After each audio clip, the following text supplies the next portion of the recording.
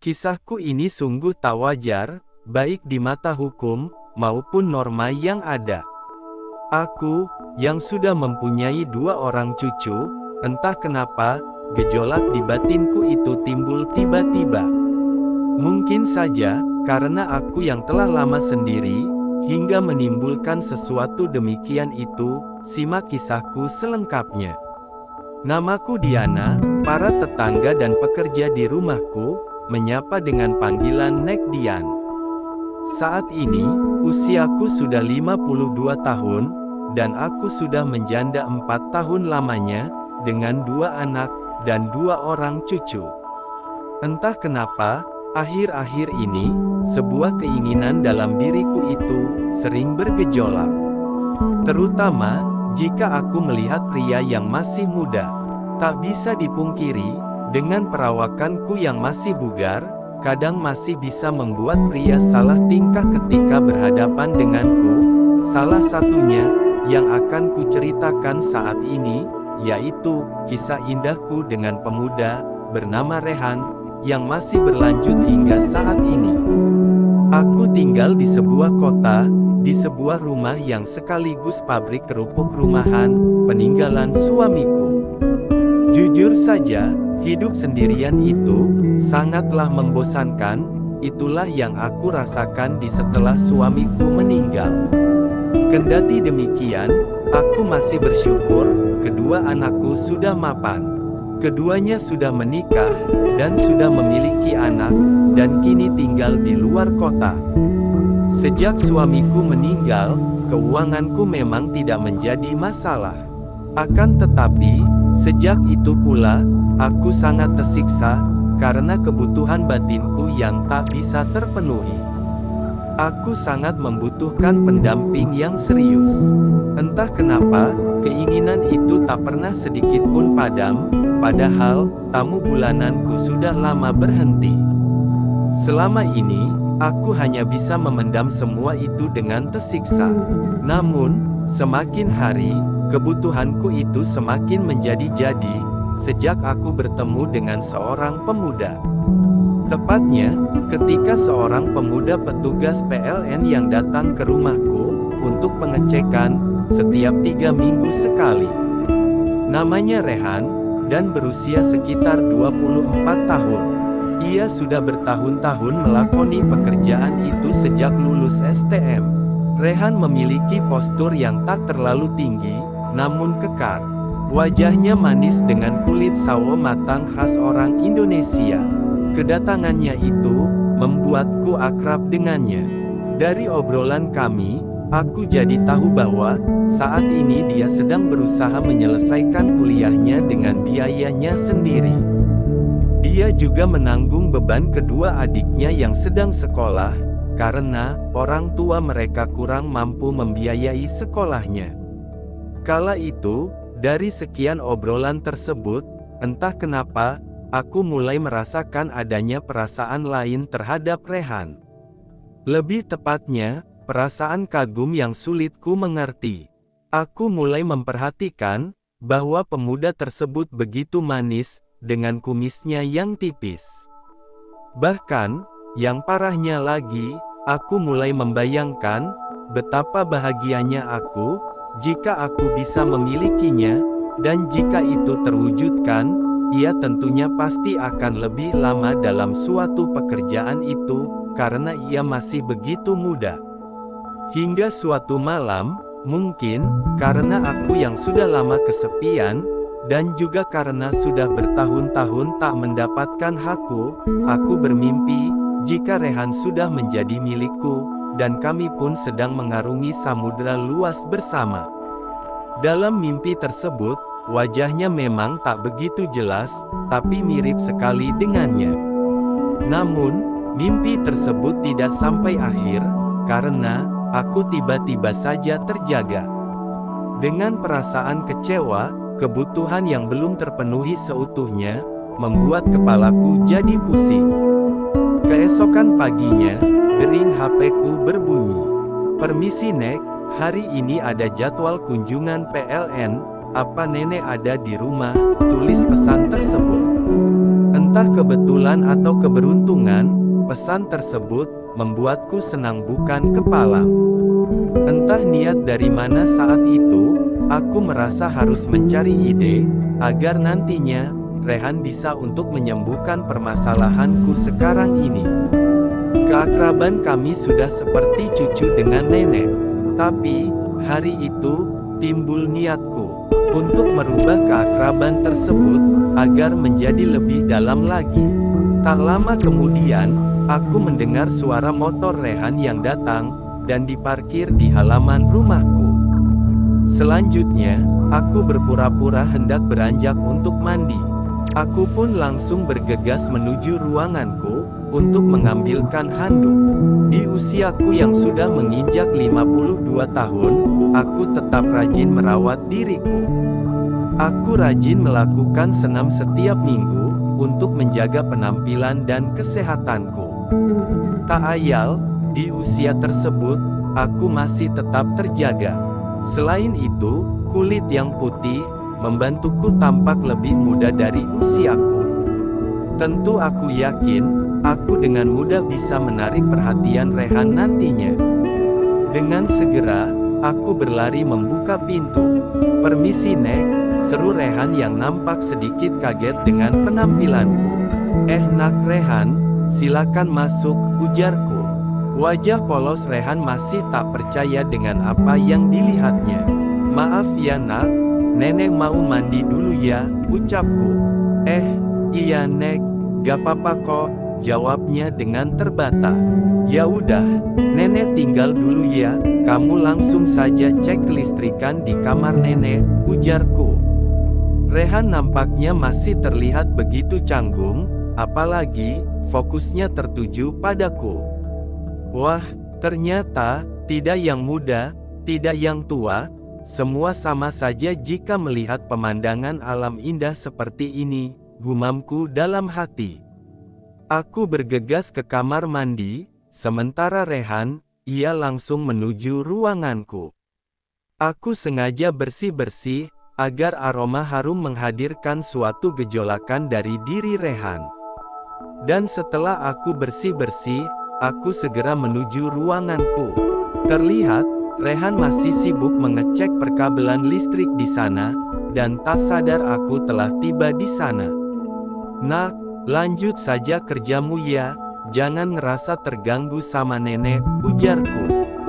Ia terlihat kaget saat sadar aku telah berdiri di belakangnya. Wajar saja, saat itu, hanya ada kain saja padaku, yang seakan tak mampu menyembunyikan keseluruhan dari pemandangan alam itu. Iya Nek," sahut Rehan sambil mengangguk, dengan nada yang terdengar canggung. Saat itu, aku bisa melihat, ada gejolakan dalam dirinya. Aku pun langsung saja menuju lemari, dan langsung rapi-rapi. Tujuanku sebenarnya ialah, agar Rehan melirikku nantinya. Aku yakin, ia tentu akan semakin penasaran dengan sesuatu rahasia yang demikian itu padaku. Dan rupanya, benar sekali, ia pun tanpa sengaja menoleh. Dan yang paling kebetulan adalah, saat aku sedang berganti dengan gaun malam. Aku sengaja memilih tersebut, tak lain agar Rehan nantinya mudah menyelesaikan masalah-masalahku, yang telah kurencanakan. Saat aku menoleh, bersamaan dengan itu, Rehan membuang mukanya. "Nak Rehan, nanti jangan langsung pulang dulu ya, biar Nenek bikinin kopi.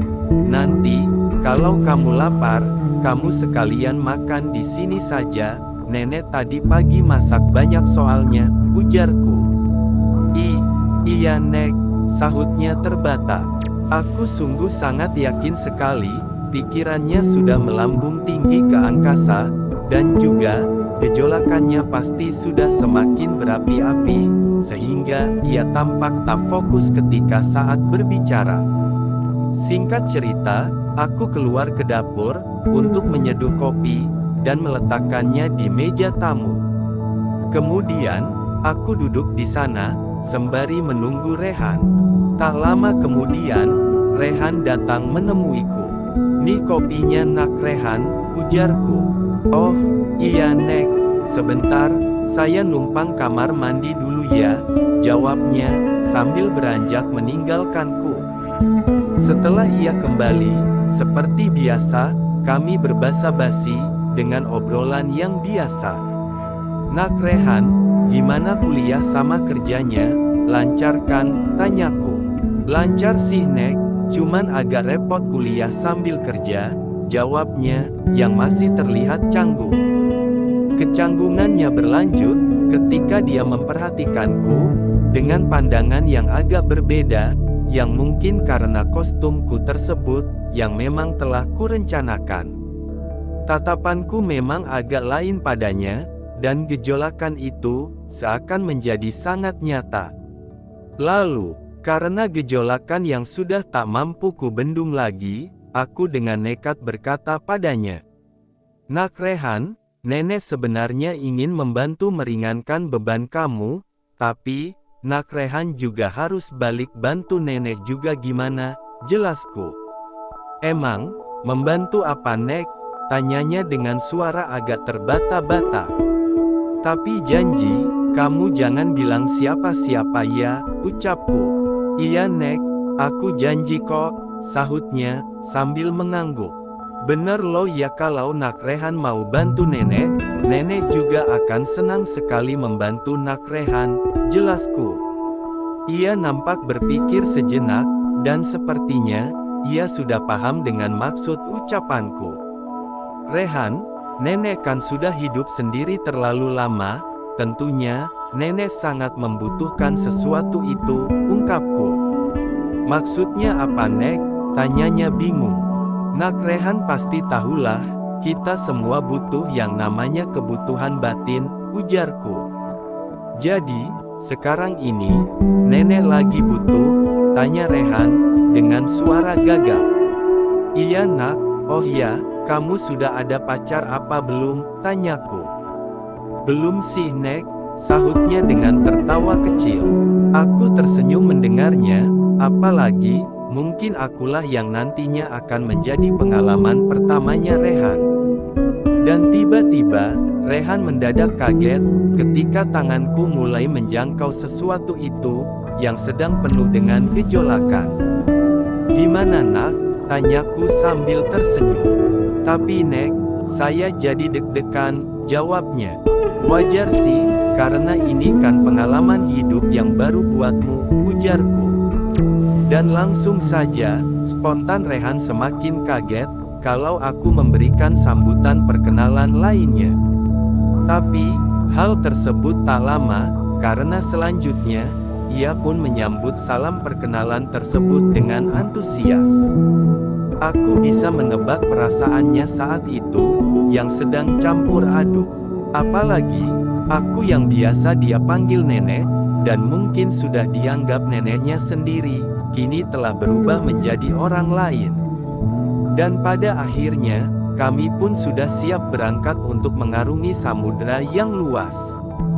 Sesuatu yang telah lama hilang dari dalam hidupku. Dengan suara nyanyianku yang menggema di setiap perjalanan, menambah semangat Rehan, untuk lebih antusias menakodai kapalnya. Aku tak pernah mengira, jika rupanya, ia mempunyai bakat yang istimewa. Karena terbukti, ia mampu membawa kapal tersebut berhasil berlabuh di pelabuhan terakhir. Makasih ya Nak Rehan, nenek sangat bahagia berkat bantuanmu, karena, selama ini, nenek selalu merasa kesunyian, dan setelah bantuanmu ini, nenek menjadi lebih semangat lagi menjalankan kehidupan, ucapku. Iya Nek, sama-sama, saya juga merasa sangat bahagia, karena inilah pengalaman hidup terbaik yang saya miliki, ucapnya. Memang, ia masih terlihat polos, tapi ternyata, ada potensi yang tak dimiliki pemuda lain padanya. Dan tak kusangka, semua masalahku selesai berkat bantuan dari orang yang kuanggap cucu selama ini. Sejak saat itu, ia jadi sering berkunjung ke rumahku, bahkan, saat ia tak lagi bekerja. Waktu pun terus berjalan, dan kini, Ia telah kuanggap seperti cucuku sendiri, walau sebenarnya ada sesuatu yang lain. Dan sejak ada dia, aku nampak lebih ceria dan berseri-seri. Sebenarnya, aku ingin sah secara hukum dengan Rehan, namun, aku tak ingin menghancurkan masa depannya yang masih panjang. Sebagai penggantinya, aku membiayai kuliahnya yang belum selesai, dan sesekali, memberi uang untuk orang tuanya. Kami sudah seperti keluarga sendiri, bagaikan tak ada jarak di antara kami. Singkat cerita, sudah 3 tahun kami menjadi keluarga, namun, misi utama kami tetap tak berubah. Jika ada waktu kondisi yang kondusif, kami masih sering bekerja yang demikian itu. Tetapi yang pasti, aku harus ikhlas, jika sewaktu-waktu, Rehan harus pergi, saat ia menemukan pilihan hidupnya nanti.